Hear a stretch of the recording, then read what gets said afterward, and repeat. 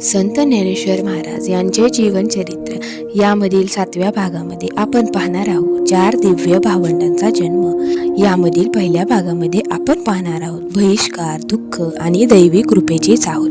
नमस्कार भक्त हो, ओम तत्सत मराठी या आपल्या आध्यात्मिक प्रवासात आपले मनपूर्वक स्वागत आहे। मागील भागात आपण पाहिले की विठ्ठलपंतांनी गुरुच्या आज्ञेने संन्यासाचा त्याग करून पुन्हा गृहस्थाश्रम स्वीकारला, पण त्या काळातील समाजाने हा निर्णय स्वीकारला नाही। धर्मशास्त्राचा चुकीचा अर्थ लावून विठ्ठलपंत आणि रुक्मिणीबाई यांना समाजातून बहिष्कृत करण्यात आले। आजच्या भागात आपण जाणून घेणार आहोत अशा कठीण परिस्थितीत परमेश्वराने 4 दिव्य संतांना पृथ्वीवर कसे अवतरले। निवृत्तीनाथ, ज्ञानदेव, सोपानदेव आणि मुक्ताबाई यांच्या जन्मामागील आध्यात्मिक रहस्य काय होते हे आपण अनुभवणार आहोत। चला तर मग भक्तिभावाने या कथेला सुरुवात करूया। आळंदीतील वातावरण दिवसेंदिवस कठीण होत होते। विठ्ठलपंत विद्वान होते, वेदांचे ज्ञाता होते, पण समाजाने त्यांच्याकडे संशयाच्या नजरेने पाहिले। कोणत्याही धार्मिक विधींसाठी त्यांना बोलावले जात नव्हते। ब्राह्मण समाज त्यांच्याशी संबंध ठेवत नव्हता। रुक्मिणीबाई ही अत्यंत सहनशील होत्या, त्यांनी कोणावरही राग धरला नाही। त्या रोज इंद्रायणी नदीवर स्नान करून विठ्ठलाचे नामस्मरण करत। त्यांच्या ओठांवर एकच प्रार्थना असे, हे पांडुरंगा, आम्ही कोणाचे वाईट केले नाही। आमच्यावर आलेली ही परीक्षा तुझीच इच्छा असेल तर आम्हाला ती स्वीकारण्याची शक्ती। त्यांच्या डोळ्यात अश्रू असत, पण मनात अढळ श्रद्धा होती। गरिबी वाढत होती, कधी 2 वेळचे अन्नही मिळत नसे। काही लोक अपमानास्पद शब्द बोलत, तर काही जण घरासमोरून जातानाही तुच्छतेने पाहत, पण विठ्ठलपंत शांत राहायचे। ते म्हणायचे, देव प्रत्येक परीक्षा एखाद्या मोठ्या कार्यासाठी घेत असतो, आपण श्रद्धा सोडायची नाही। याच श्रद्धेने हे दाम्पत्य जगत होते। काळ पुढे सरकत होता। एका रात्री रुक्मिणीबाईंना विलक्षण स्वप्न पडले। त्यांनी पाहिले, आकाशातून तेजस्वी प्रकाश पृथ्वीवर उतरतो आहे। त्या प्रकाशात भगवान शंकर, श्री विष्णू आणि ब्रह्मदेव यांचे दिव्य तेज एकरूप झालेले दिसते।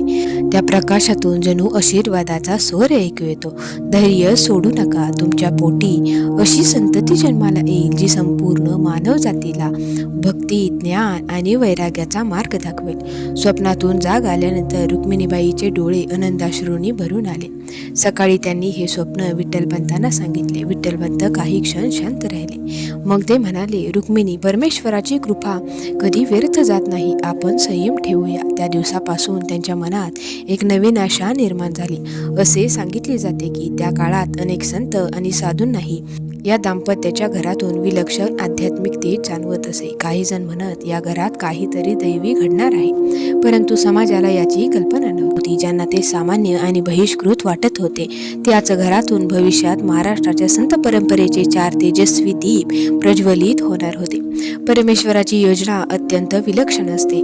तो अनेकदा जगाने नाकारलेल्या व्यक्तीला जगाच्या मार्गदर्शन बनवतो। भगवान श्रीकृष्णाचा जन्म कारागृहात झाला, प्रभू श्रीरामांना वनवास भोगावा लागला आणि संत ज्ञानेश्वरांच्या कुटुंबालाही समाजाचा बहिष्कार सहन करावा लागला। पण या सर्व दुःखातूनच दिव्य कार्य जन्माला आले। हा इतिहास आपल्याला शिकवतो, माणसाचा सन्मान समाज देतो, पण खरे महान तत्व परमेश्वर देतो। काही महिन्यानंतर रुक्मिणीबाईच्या आयुष्यात आनंदाची चाहूल लागली। त्यांच्या मातृत्वाचा शुभ काळ सुरू झाला। विठ्ठलपंतांच्या डोळ्यातही आशेचे अश्रू आले। त्यांनी मनोमन विठ्ठलाचे आभार मानले। त्यांना वाटत होते, हे लेकरू आमच्या जीवनातील अंधार दूर करेल, पण त्यांना हे माहीत नव्हते की त्यांच्या घरी जन्म घेणारे लेकरू केवळ त्यांचे मूल नसून संपूर्ण नाथ संप्रदायाच्या परंपरेचा दीपस्तंभ ठरणार आहे। याच दिव्य बालकाच्या रूपाने प्रथम अवतार होतो सद्गुरू श्री निवृत्तीनाथ महाराज। त्यांच्या जन्माने एका महान आध्यात्मिक युगाची सुरुवात होणार होती। आता आपण पाहूयात सद्गुरू निवृत्तीनाथांचा दिव्य जन्म। काळ पुढे सरकत होता। रुक्मिणीबाईंच्या चेहऱ्यावर मातृत्वाचे तेज खुलू लागले। विठ्ठलपंत अधिकाधिक नामस्मरण, जप आणि प्रार्थना करू लागले। त्यांना खात्री होती की परमेश्वर त्यांच्या जीवनात काही विलक्षण घडवणार आहे। गावातील अनेक लोक अजूनही त्यांच्याकडे तुच्छतेने पाहत होते, कोणी मदत करत नव्हते, पण काही सज्जन मनुष्य मात्र मनोमन म्हणत होते, हे दाम्पत्य निष्पाप आहे, यांच्यावर परमेश्वराची विशेष कृपा आहे। अशा वातावरणात शुभ दिवस उजाडला। रुक्मिणीबाईंनी एका तेजस्वी पुत्राला जन्म दिला। घरात कोणताही मोठा उत्सव नव्हता, वाद्य नव्हते, गर्दी नव्हती, समाजातील मान्यवरही आले नव्हते, परंतु ज्या घराला समाजाने नाकारले होते त्या घरात परमेश्वराने पहिला दिव्य दीप प्रज्वलित केला होता। विठ्ठलपंतांनी नवजात बाळाला हातात घेतले. त्यांच्या डोळ्यातून आनंदाश्रू वाहू लागले. ते म्हणाले, हे देवा, तू आमच्यावर किती मोठी कृपा केलीस. रुक्मिणीबाई प्रेमाने त्या बालकाकडे पाहत होत्या. त्या क्षणी त्यांना आपल्या सर्व दुःखांचा विसर पडला. या बालकाचे नाव ठेवण्यात आले निवृत्ती. पुढे संपूर्ण जग त्यांना सद्गुरू निवृत्तीनाथ महाराज म्हणून ओळखू लागले. निवृत्ती या नावामागे अत्यंत सुंदर अर्थ आहे. संसारातील मोह, अहंकार, लोभ आणि अज्ञान यांपासून निवृत्त होऊन परमेश्वराकडे जाण्याचा मार्ग म्हणजे निवृत्ती. जणू या बालकाच्या नावातच त्यांचे भविष्यातील कार्य दडलेले होते. लहानपणापासूनच निवृत्तीनाथ अत्यंत शांत आणि गंभीर स्वभावाचे होते. ते फार कमी रडत. त्यांच्या चेहऱ्यावर नेहमी विलक्षण प्रसन्नता दिसत असे. रुक्मिणीबाई अनेकदा म्हणत, हे बाळ इतर मुलांसारखे नाही, याच्या चेहऱ्यावर दिव्य तेज आहे. विठ्ठलपंत ही मुलाकडे पाहून आश्चर्यचकित होत असत. त्यांना वाटत असे, हा साधा मुलगा नाही, याच्या जन्मामागे परमेश्वराचा काही विशेष हेतू आहे. काळ पुढे सरकत होता. निवृत्ती वाढत होता. लहान वयातच त्यांना शांतता, ध्यान आणि ईश्वर भक्ती यांची विशेष ओढ होती. इतर मुले खेळण्यात रमली असताना निवृत्ती अनेकदा शांत बसून आकाशाकडे पाहत असत. त्यांच्या डोळ्यात विलक्षण स्थैर्य दिसत होते. हे पाहून रुक्मिणीबाईचे हृदय आनंदाने भरून येई. विठ्ठलपंत त्यांच्या वेदांतील कथा, रामायण, महाभारत आणि उपनिषदांतील विचार सांगत असत. निवृत्ती अत्यंत एकाग्रतेने ऐकत असत. लहान वयातच त्यांची स्मरणशक्ती विलक्षण होती. भक्त हो पुढे याच निवृत्तीनाथांना महान योगी गहिनीनाथ यांच्याकडून नाथ संप्रदायाची दीक्षा मिळाली आणि ते संत ज्ञानेश्वर महाराजांचे गुरु झाले. मात्र त्या महान प्रसंगाला अजून वेळ होता. सध्या परमेश्वर 4 दिव्य संतांच्या आगमनाची तयारी करत होता.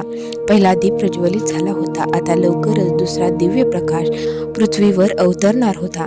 तो म्हणजे जगाला भगवद्गीतेचा अर्थ मातृभाषेत सांगणारे भावार्थ दीपिका अर्थात ज्ञानेश्वरीचे अमर कार्य करते संत ज्ञानेश्वर महाराज. आता आपण पाहूयात संत ज्ञानेश्वर महाराज यांचा दिव्य जन्म. आपण सद्गुरू निवृत्तीनाथ महाराजांच्या दिव्य जन्माबद्दल जाणून घेतले.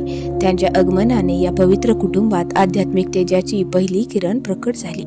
आता परमेश्वर मानवजातीच्या कल्याणासाठी आणखी एका दिव्य आत्म्याला पृथ्वीवर पाठवणार होता. निवृत्तीनाथाच्या जन्मानंतरही विठ्ठलपंत आणि रुक्मिणीबाई यांचे जीवन फारसे बदलले नाही. समाजाचा बहिष्कार तसाच सुरू होता. घरात साधेपणा होता. आर्थिक अडचणी होत्या. पण एक गोष्ट मात्र वाढत होती, ती म्हणजे परमेश्वरावरील विश्वास. विठ्ठलपंत रोज वेदांचे पठण करत. रुक्मिणीबाई अखंड विठ्ठल नाम जपत. लहान निवृत्तीनाथही शांतपणे त्या वातावरणात वाढत होते. या घरात धन नव्हते, पण भक्तीचे वैभव होते. काही काळानंतर रुक्मिणीबाईंना पुन्हा मातृत्वाची चाहूल लागली. यावेळी त्यांच्या मनात एक वेगळीच शांती होती. त्या म्हणत, जे काही घडते आहे ते सर्व विठ्ठलाच्या इच्छेनेच घडते आहे. विठ्ठलपंतही अधिकाधिक प्रार्थना करू लागले. त्यांना वाटत होते की परमेश्वराचे काही महान कार्य आता पूर्णत्वाकडे जात आहे. शुभ मुहूर्तावर रुक्मिणीबाईंनी एका तेजस्वी पुत्राला जन्म दिला. त्या क्षणी घरातील वातावरण विलक्षण आनंदाने भरून गेले. आईच्या कुशीतले ते बालक अतिशय शांत होते. त्यांच्या चेहऱ्यावर निरागस हास्य आणि विलक्षण तेज दिसत होते. विठ्ठलपंतांनीही त्या बालकाला हातात घेतले आणि भावुक होऊन म्हणाले, हे देवा, या लेकराच्या रूपाने तू आमच्या घरात ज्ञानाचा सूर्य उगवला आहेस. या बालकाचे नाव ठेवण्यात आले ज्ञानदेव. पुढे संपूर्ण जग ज्यांना संत ज्ञानेश्वर महाराज किंवा प्रेमाने ज्ञानेश्वर माऊली म्हणून ओळखू लागले.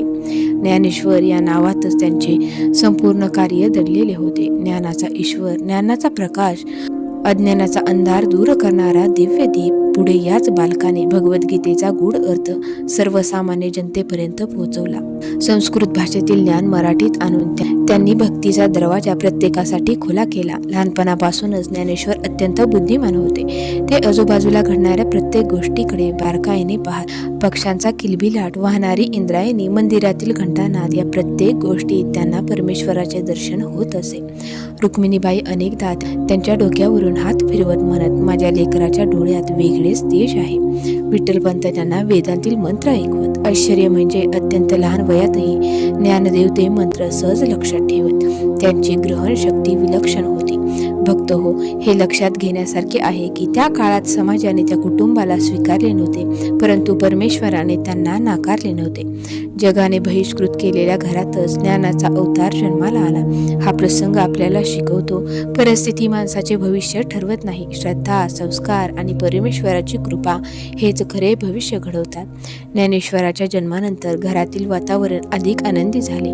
लहान निवृत्तीनाथ आपल्या धाकट्या भावाकडे प्रेमाने पाहत. दोघा भावांमधील हे प्रेम पुढे गुरु शिष्याच्या दिव्य नात्यात रूपांतरित होणार होते. निवृत्तीनाथ गुरु झाले तर ज्ञानेश्वर आदर्श शिष्य. भारतीय संत परंपरेतील हे नाते आजही अद्वितीय मानले जाते. काळ पुढे सरकत होता. परमेश्वराचे कार्य अजून पूर्ण झाले नव्हते. या पवित्र कुटुंबात आणखी 2 दिव्य संत जन्माला येणार होते. एक असे संत ज्यांनी भक्ती आणि सेवाभावाचा आदर्श ठेवला, संत सोपानदेव यांनी, आणि दुसरी अशी संत कवयित्री जिने आपल्या ओव्यांमधून आणि अभंगातून संपूर्ण महाराष्ट्राला आध्यात्मिक संदेश दिला, संत मुक्ताबाई. या 4ही भावंडांनी पुढे महाराष्ट्राच्या संत परंपरेला नवे तेज दिले. त्यांनी भक्ती, ज्ञान, योग आणि करुणा यांचा अद्भुत संगम जगासमोर ठेवला. आता आपण पाहूयात सोपानदेव, मुक्ताबाई आणि 4 दिव्य भावंडाचे अवतार कार्य. आपण संत ज्ञानेश्वर महाराजांच्या दिव्य जन्माची कथा ऐकली. आता या पवित्र कुटुंबातील आणखी 2 तेजस्वी संतांच्या आगमनाचा प्रसंग पाहूया. ज्ञानेश्वराच्या जन्मानंतर विठ्ठलपंत आणि रुक्मिणीबाईंच्या जीवनात आनंद वाढला, पण समाजाचा बहिष्कार मात्र संपला नव्हता. अनेक संकटे होती, उपेक्षा होती, गरिबी होती, परंतु या सर्वांपेक्षा त्यांच्या घरात भक्ती, प्रेम आणि ईश्वरावरील अढळ विश्वास अधिक मोठा होता. याच वातावरणात काही काळानंतर 3ऱ्या अपत्याचा जन्म झाला. हा पुत्र पुढे संत सोपानदेव महाराज म्हणून संपूर्ण महाराष्ट्रात पूजनीय ठरला. सोपान म्हणजे पायरी, जणू भक्तीच्या मार्गाने परमेश्वरापर्यंत पोहोचण्यासाठीची एक पवित्र पायरी. सोपानदेव लहानपणापासूनच अतिशय विनम्र, सेवाभावी आणि शांत स्वभावाचे होते. त्यांना मोठ्या भावांविषयी प्रचंड आदर होता. निवृत्तीनाथांचे ते आज्ञाधारक शिष्य होते, तर ज्ञानेश्वरांचे प्रेमळ सहचर. घरातील प्रत्येक काम ते आनंदाने करत. त्यांच्या चेहऱ्यावर कधीही तक्रार नसायची. संकटातही ते हसतमुख राहायचे. भक्त हो, खरा संत तोच असतो जो स्वतः दुःख सहन करूनही इतरांना आनंद देतो. सोपानदेवाचे संपूर्ण जीवन याच संदेशाचे मूर्तिमंत उदाहरण आहे. काळ पुढे सरकत होता आणि मग या दिव्य कुटुंबात एका कन्येचा जन्म झाला, ती म्हणजे संत मुक्ताबाई. घरात जणू आनंदाची सरिता वाहू लागली. मुक्ताबाई लहानपणापासूनच अत्यंत बुद्धिमान, निर्भय आणि करुणामय होत्या. त्यांच्या वाणीमध्ये विलक्षण ओज होते. त्या वयाने लहान असल्या तरी त्यांच्या विचारात मोठ्या ऋषींचे ज्ञान दिसत होते. पुढे त्यांच्या अभंगांनी अनेकांना आत्मज्ञानाचा मार्ग दाखवला. त्यांनी सांगितले, मन शुद्ध असेल तर देव दूर नसतो, भक्तीमध्ये अहंकाराला स्थान नसते आणि प्रेम हाच सर्वात मोठा धर्म आहे. अशा प्रकारे या पवित्र घरात 4 दिव्य संत जन्माला आले. सद्गुरू निवृत्तीनाथ योग आणि गुरुतत्वाचे प्रतीक मानले जाते, तर संत ज्ञानेश्वर महाराज यांना ज्ञान, भक्ती आणि करुणेचा अखंड सागर मानले जाते. संत सोपानदेव हे सेवा, नम्रता आणि साधनेचे प्रतीक मानले जाते, तर संत मुक्ताबाई यांना निर्मळ भक्ती, निर्भय सत्य आणि आध्यात्मिक प्रेमाची मूर्ती असे मानले जाते. हे 4ही भावंडे वेगवेगळी असली तरी त्यांचा आत्मा एकच होता, परमेश्वराची सेवा आणि सर्व जीवांचे कल्याण. भक्त हो, एक गोष्ट येथे विशेष लक्षात घेण्यासारखी आहे. या 4ही संतांचा जन्म राजवाड्यात झाला नाही, मोठ्या संपन्न घरात झाला नाही, तर समाजाने बहिष्कृत केलेल्या, संकटांनी वेढलेल्या एका साध्या घरात झाला. यातून आपल्याला एक अमूल्य संदेश मिळतो. परमेश्वराला वैभवाची गरज नसते, त्याला शुद्ध मन, श्रद्धा आणि भक्ती हवी असते. ज्या घरात नामस्मरण असते, ज्या घरात प्रेम असते, ज्या घरात सहनशीलता असते, तेथेच परमेश्वराचा वास असतो. पुढे या 4ही भावंडांनी असंख्य संकटाचा सामना केला. आई वडिलांचा विरह सहन केला, समाजाचा अन्याय सहन केला, परंतु त्यांनी कधीही द्वेषाचा मार्ग स्वीकारला नाही. त्यांनी क्षमा, भक्ती आणि ज्ञानाचा मार्ग निवडला. म्हणूनच आज शेकडो वर्षानंतरही त्यांचे नाव आदराने घेतले जाते. त्यांच्या अभंगामधून, त्यांच्या जीवनातून आणि त्यांच्या त्यागातून आजही लाखो लोकांना प्रेरणा मिळते. चला या दिव्य भावंडांना मनपूर्वक वंदन करूया. सद्गुरू निवृत्तीनाथ महाराज की जय, संत ज्ञानेश्वर माऊली की जय, संत सोपानदेव महाराज की जय, संत मुक्ताबाई की जय. हे 4ही संत आपल्या जीवनात भक्ती, ज्ञान, नम्रता आणि प्रेमाचा प्रकाश पसरवत राहोत हीच त्यांची चरणी प्रार्थना. माऊली हो, पुढील भागात आपण पाहणार आहोत संत ज्ञानेश्वर महाराजांच्या जीवनातील अत्यंत वेदनादायक पण प्रेरणादायी प्रसंग पाहणार आहोत. समाजाचा वाढता छळ आणि विठ्ठलपंत रुक्मिणीबाई यांनी घेतलेला हृदयद्रावक निर्णय, ज्याने पुढील इतिहासाला नवे वळण मिळते. तोपर्यंत पांडुरंग हरी विठ्ठल, ज्ञानोबा माऊली तुकाराम.